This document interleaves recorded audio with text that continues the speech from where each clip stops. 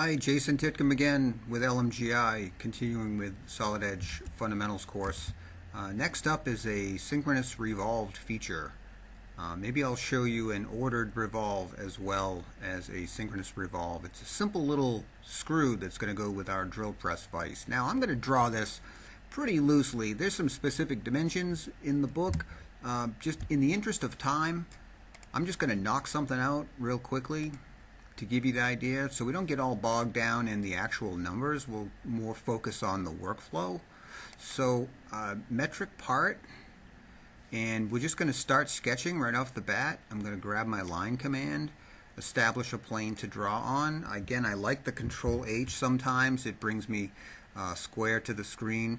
As far as where XYZ0 is, you usually want to lock it. If there's any symmetry in the design, you want to try to use that if you can. So again, I'm going to work very loosely with my design. I know I can edit it later. This would be maybe the head of the screw, and then I'll come and I'll close this up. So pretty sloppy, but I'll place some dimensions. Smart Dimension is pretty much my go-to dimensioning tool. I'll put a dimension from here to here. I'll make this maybe 100. We have a slot. I probably could use the diametric dimension tool. Let's see. This one is actually made for round parts. So I click the axis first, and then it wants me to select essentially diameters 20. I'll do 5, and I'll do 2, and another 20, another 5. Not bad. Smart Dimension for the width of the slot, maybe 2 millimeters. This little nub should have maybe another 2 on it. I don't know, not bad. So to revolve this, this is just simply a sketch right now with driving dimensions on it. The red dimensions indicate to me that they are locked. There's a little padlock. If they were blue, it would mean they're being driven by the model on a sketch. So by default, they'll be driving unless you over dimension.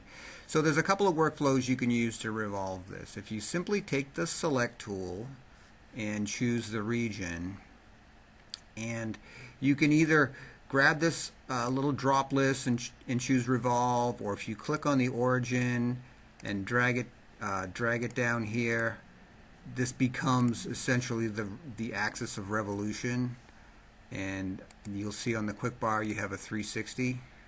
That's pretty easy to do. I think if I do it again, I think if I click and hold and drag that also works very quickly. You can use that method. Notice the dimensions are still nicely hung off this.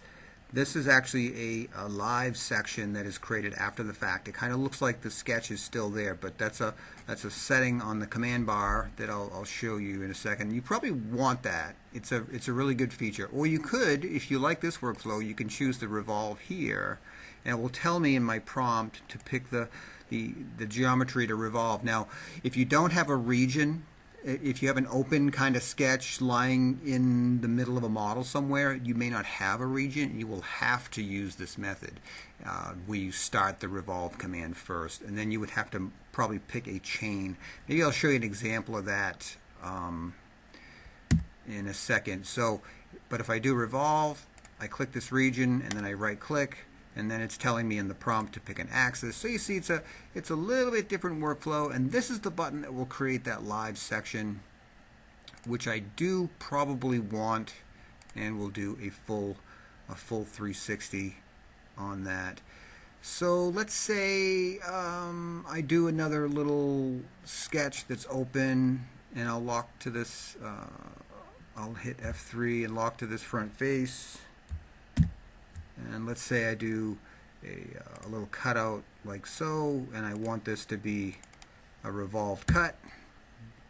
And there is just simply no region there. So I cannot take my select tool and just go. I have to come up here to revolve, and you have to choose chain and accept. And let's see, it tells me to pick an axis, and that can be almost anything. It can be the cylinder that exists, it can be this axis that it finds, and then it's asking me how to cut. This is kind of the side of the profile that will be cut. And here's another case where, because I'm not lying on a flat face, there is no revolved cut or revolved extrude. You kind of have to, every once in a while you'll have to tell it to cut, and there's a space bar will actually toggle that. And I'm going to do a full 360 revolve on that. So you see the workflow sometimes does require you actually start with the revolve command, but it's still very easy to do. So give that activity a try.